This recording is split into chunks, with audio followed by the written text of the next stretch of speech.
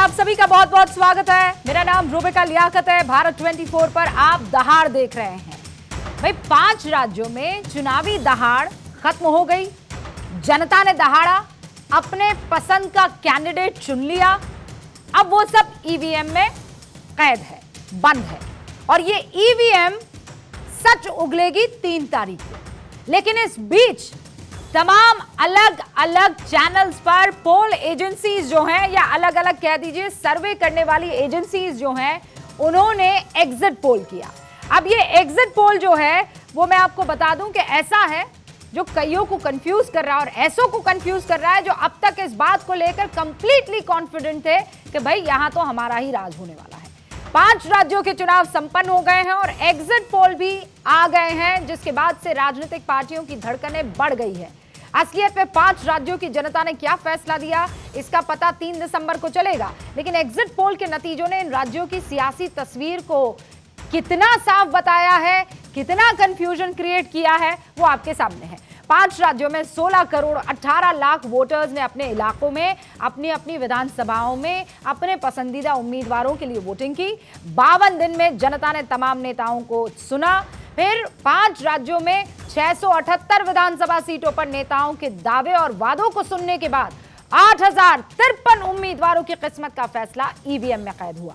इन चुनावों में 41,82,000 वोटर्स ऐसे हैं जिन्होंने पहली मर्तबा वोट डाला। And they are very important people.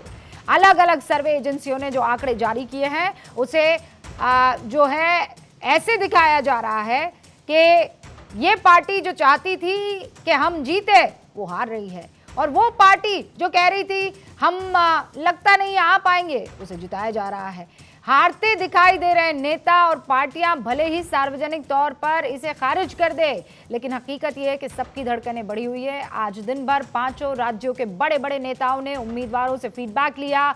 हालांकि सभी अपनी अपनी जीत का दावा कर रहे हैं, लेकिन जमीन पर जिस तरह की क्लोज फाइट दिख रही है उससे राजनीतिक दलों ने चुनाव नतीजों के बाद की स्थिति की तैयारी कर ली है।